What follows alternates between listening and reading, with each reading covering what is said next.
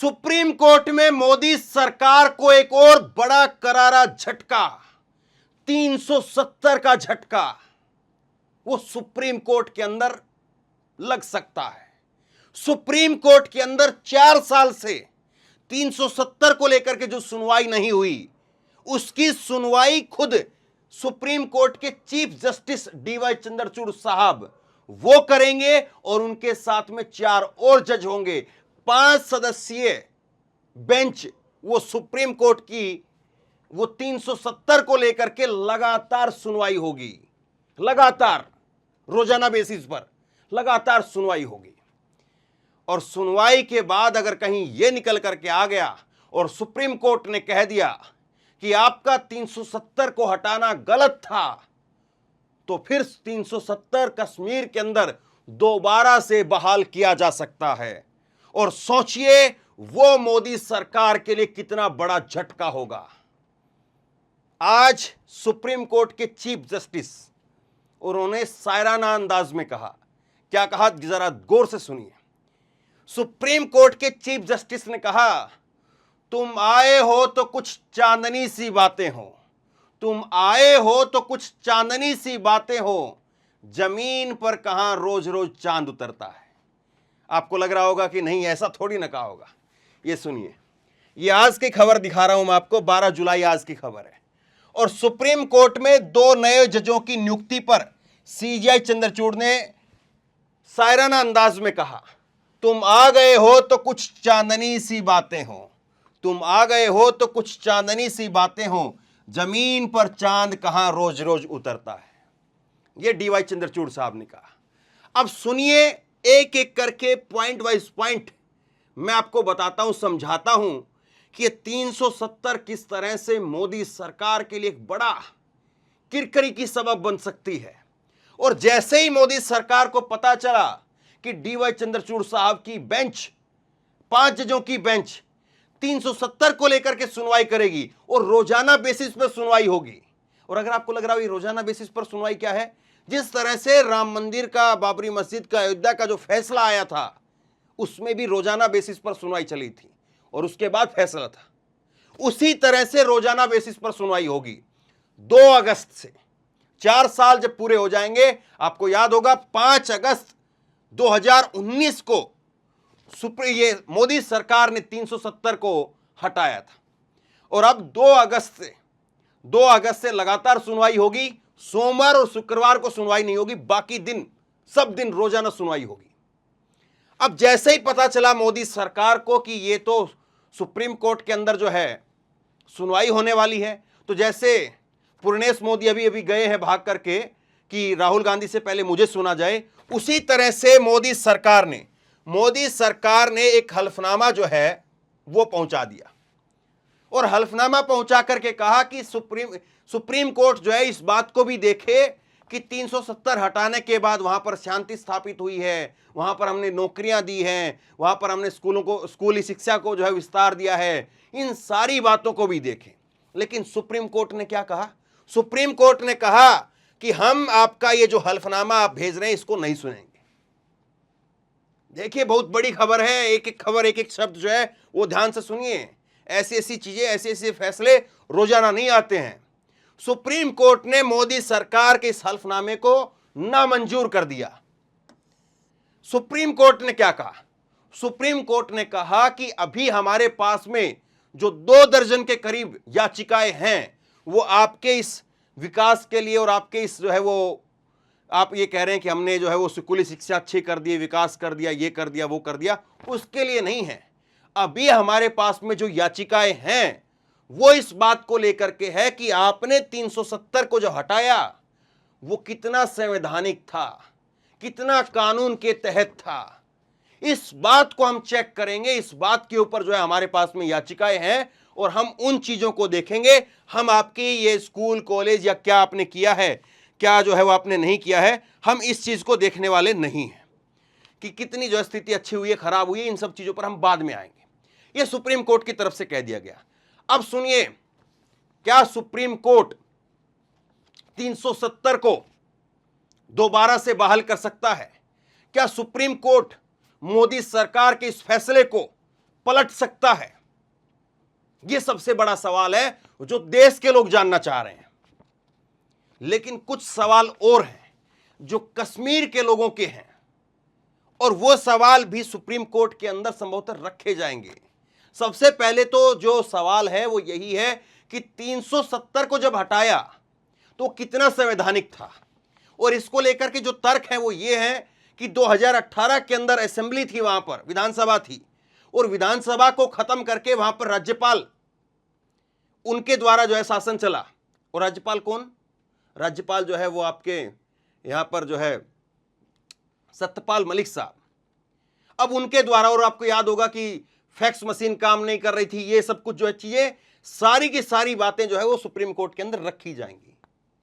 अब इसके बाद में जो है ये जो राज्य की जो शक्ति थी वो आपने केंद्र शासित प्रदेश में बदल दी। इन पर बात होगी, ये कितना संवैधानिक है इस पर बात होगी। और 2018 में जो असेंबली थी उसको पावर डाउन करके आप उसको केंद्र शासित प्रदेश के रूप में बदल रहे हैं, ये कितना सही है। और सबसे बड़ी बात यह है कि 370 को जब आपने हटाया तो उस वक्त में राज्यपाल थे, मुख्यमंत्री नहीं थे, और वहां की विधानसभा की जो है इसमें अनुमति थी नहीं थी। इस बात को जो है वो कानून की कसौटी पर कसा जाएगा कि ये बात कितनी सही है। और उसके बाद में कुछ और सवाल जो है वो शुरू होंगे, और वो सवाल क्या हो सकते हैं वो सुनिए। सबसे पहले सबसे बड़ा सवाल तो यही है कि संवैधानिक कितना है ये फैसला, कानून के तहत कितना है, संविधान के तहत कितना है। सबसे पहले सबसे बड़ा सवाल तो यही है। दूसरा सवाल कि आपने जिन लोगों के लिए किया है, ये कश्मीर के लोगों के लिए, कश्मीर के लोगों के लिए आपने जो ये किया है, तो कश्मीर के लोगों की इसमें कितना जो है 4 साल हो चुके हैं, उनकी अब इसको लेकर के राय क्या है, फिर इस पर भी बात होगी। देखिए 4 साल का जो वक्त होता है बहुत लंबा वक्त होता है, और कुछ चीज़ें जो वहाँ पर ग्राउंड रिपोर्ट के हिसाब से जो मैंने वहाँ पर देखी हैं, सुनी हैं, पढ़ी हैं, वो भी मैं आपको आगे बताऊंगा। लेकिन 4 साल का वक्त एक बहुत लंबा वक्त होता है, और 4 साल का वक्त जो है उसको आप इस तरह से देखते हैं कि एक सुनामी आई, और सुनामी में पानी जो है वो समुद्र का पानी शहर के अंदर आ गया। तो शहर के अंदर जब पानी आया तो फिर कोई ये नहीं कहेगा कि एकदम से इस पानी को हटाओ या क्या करो क्या नहीं करो। सबसे पहले तो जो है वो प्राथमिकता ये होती है कि हमको बाहर निकालो, फिर लोगों को पहले सबसे पहले बाहर निकाला जाता है, फिर उसको पानी को निकालने का जो है वो काम किया जाता है, फिर लोग जो है वापसी उनके घरों में जाते हैं, और फिर उसके बाद में फिर वो होता है कि अब बताइए कि पानी जब समुंदर का जब शहर के अंदर आया तो इसके लिए क्या पहले से कोई प्लानिंग नहीं थी? क्या पहले से जो है वो कोई तरीका नहीं था कि आपका ये समुद्र का पानी जो है वो अंदर आने वाला है, लोगों को निकाल लिया जाए? क्या इस तरह से कोई वो नहीं था? तो ये सारी चीजें जो है जब समुद्र का पानी उतर करके चला जाता है तब बातें होती हैं। अब 370 को 4 साल बीत चुके हैं, और 4 साल बीतने के बाद में अब उसके नफे नुकसान पर भी बात होगी, अब उसके संवैधानिक जो उसका दायरा है उसके ऊपर भी बात होगी, और उसके साथ साथ बात यह भी होगी कि सरकार की मंशा क्या है। जो अगला बड़ा सवाल रहेगा वो ये रहेगा कि सरकार की मंशा क्या है, सरकार चाहती क्या थी? क्या वाकई सरकार की मंशा जो है वो विकास, डेवलपमेंट, यहां पर ये स्थिति को ठीक करना वही मंशा थी, और क्या वाकई वो पूरा भी हो पाया? ये भी सवाल उठेगा। सवाल फिर ये भी उठेगा कि 370 से पहले क्या स्थिति थी, 370 के बाद अब क्या स्थिति है, और 370 अगर आगे नहीं रखा जाता है तब क्या स्थिति होगी, और 370 को अगर बहाल कर दिया जाए तब क्या स्थिति होगी। सवाल फिर यह भी होगा। सवाल यह भी होगा कि आपने राज्य की जो शक्ति थी, राज्य की जो पावर होती है, उस पावर को कम करके, डाउन करके आपने केंद्र शासित प्रदेश बना दिया। जैसे अभी अरविंद केजरीवाल जो यहां पर कहते रहते हैं दिल्ली के अंदर, हालांकि इन्होंने 370 का उस वक्त में समर्थन किया था, ये अभी दिल्ली के अंदर कहते रहते हैं कि हमें जो है पूर्ण राज्य नहीं मिला है, हमें अगर पूर्ण राज्य मिला होता तो पुलिस हमारे पास होती, ये हमारे पास होता, वो हमारे पास होता। तो जाहिर सी बात है कि राज्य की जो पावर होती है, शक्ति होती है, वो अलग होती है, और केंद्र शासित प्रदेश की जो पावर होती है वो अलग होती है। दिल्ली में तो वैसे भी फिर भी पावर है, लेकिन बाकी की जगह पर आप चले जाएंगे, आप जो है वो यहां पर चले जाइए, जम्मू कश्मीर में चले जाइए, गोवा में चले जाइए, और चंडीगढ़ में चले जाइए, तो बाकी की जगह पर आप जाएंगे तो वहां पर तो और कुछ नहीं है। अब आगे इस पर बात होगी कि लद्दाख के लोगों का भी, क्योंकि अब जम्मू कश्मीर को 3 हिस्सों में कर दिया गया है ना, तो लद्दाख के लोगों पर भी बात होगी कि लद्दाख के लोगों का जो है वो उनकी सोच क्या है, उनका तौर तरीका क्या है, लेकिन ये सब कुछ जो है वो बाद में आएगा। सबसे पहले तो यही आएगा कि आपने जब 370 को हटाया तो सरकार की मंशा क्या थी, सरकार चाहती क्या थी, सरकार ने क्यों किया, और उसका जो करने का जो तौर तरीका था वो कितना सही था, कितना जायज था। अब इसमें सुप्रीम कोर्ट ये देखने वाली बड़ी बात रहेगी कि सुप्रीम कोर्ट क्या ये कहे केवल कि ठीक है आपने जो किया वो कानून के दायरे में नहीं आता, आपकी जो है वो उतनी गलती है, लेकिन जो आपने किया है हम उसको बदल नहीं सकते हैं। याद कीजिए जब नोटबंदी का केस सुप्रीम कोर्ट के अंदर आया, तो नोटबंदी के केस में जब सुप्रीम कोर्ट में वो केस आया तो ये सुप्रीम कोर्ट की तरफ से नोटबंदी को लेकर के कहा गया कि नोटबंदी जो की गई उसकी प्रक्रिया जो है वो ठीक थी, लेकिन नोटबंदी को हम बदल दें वो हम नहीं कह सकते हैं, वो सरकार का फैसला है। तो ये नोटबंदी वाला जो फैसला था वो क्या नजीर जो है वो 370 में भी बनेगा। नोटबंदी में भी जो है वो विपक्ष जो है वो कह रहा था कि इन्होंने आनन फानन में जो है वो कर दिया, बगैर सोचे समझे कर दिया, ऐसे ही जो है, और उसके नुकसान हुए, हमको देश को नुकसान हुआ। तो ये जो है वो सुप्रीम कोर्ट ने नोटबंदी के समय पर कहा कि हम ये नहीं कह सकते कि नुकसान हुआ, फायदा हुआ क्या नहीं हुआ, लेकिन हम ये कह सकते हैं कि हाँ आरबीआई से जो है वो परमिशन थी, आरबीआई को जो है जानकारी थी, और उसके बाद में जो प्रक्रिया होती है उस प्रक्रिया के तहत जो है किया गया। अब हम उसको उलट दें ये यहाँ पर नोटबंदी के फैसले को, कि हम कह दें कि नहीं जो पुराने नोट थे 500 और 1000 के वो चलेंगे, तो वो जो है वो हम नहीं कर सकते हैं। तो दिलचस्प जो है वो मामला है। ऐसा नहीं है कि केवल एक ही चीज है कि, और कानून की जब जो बातें होती है ना, तो ऐसा थोड़ी ना होता कि अब राम मंदिर वाला जो केस था वो कितने टाइम तक खिंच गया, कितने टाइम तक खिंचा वो केस, देखिए जरा कितने सालों तक खिंच गया।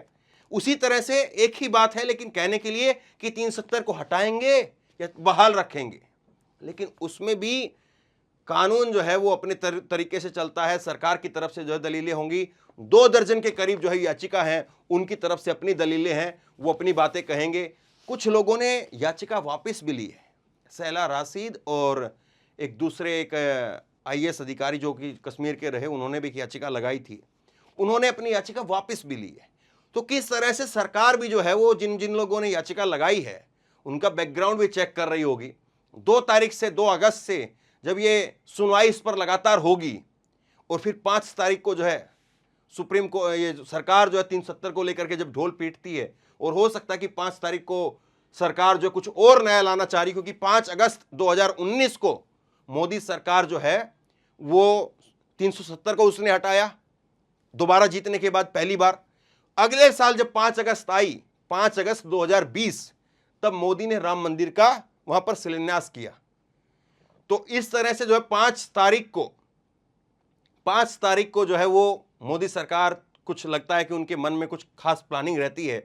अब इस बार 5 अगस्त को क्या प्लानिंग होती है, क्या यूसीसी को लेकर के जो है वो सरकार आती है, यूसीसी को जो है देश की संसद के अंदर रखा जाता है, बिल को जो है उसमें रखा जाता है डिबेट के लिए। तो ये सारी बातें हैं, लेकिन डीवाई चंद्रचूड़ साहब की बेंच में ये फैसला है, तो इसलिए धड़कनें जो है वो ऑटोमेटिक बढ़ना लाजमी है।